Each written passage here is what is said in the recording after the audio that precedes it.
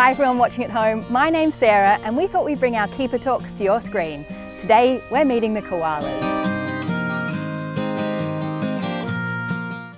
Hi everyone and welcome to the Australian Bush Precinct of Melbourne Zoo. Today I'm going to be introducing you to our koalas, but I'm mostly going to be talking about koala bums and how you can use your bum to save koalas out in the wild.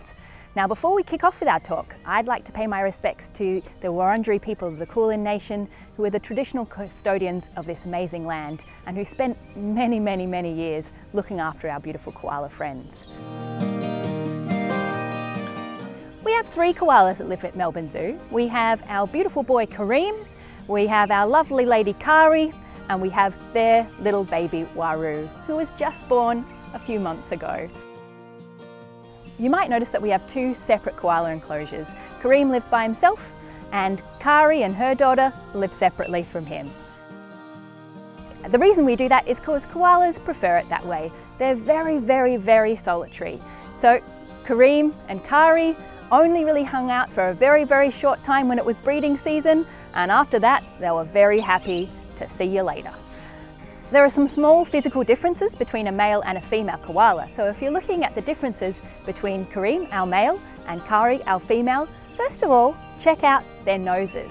Female koalas have a comparatively dainty little nose, whereas Kareem has a great big honker, and that's typical of all male koalas. In fact, when little Waru, our little baby, was born, the keepers were really hands-off. We wanted to just give mum all the time in the world to hang out with little baby because she knows best.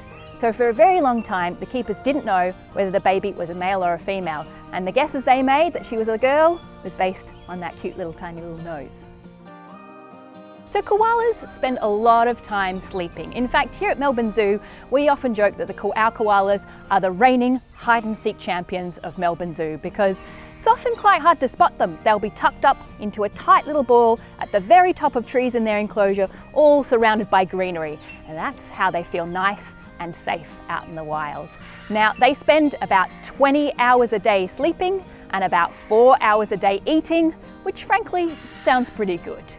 Koalas can eat about 1 kilo of leaves a day, but those leaves are very specific.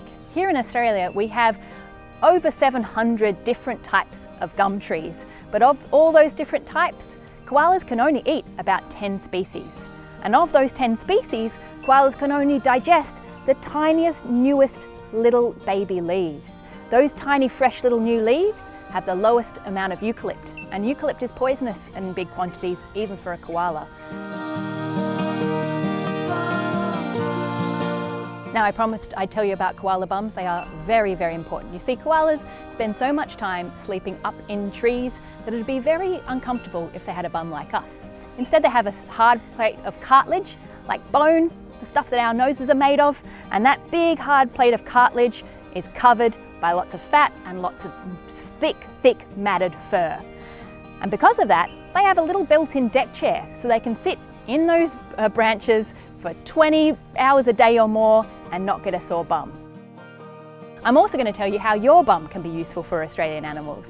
And you see, here at Melbourne Zoo, we've started a campaign called Wipe for Wildlife. And Wipe for Wildlife encourages people to switch to using recycled toilet paper. So next time you need toilet paper, make sure you pick up recycled toilet paper, and you'll be saving much needed land for our beautiful koalas and all the Australian animals that need our bush to survive.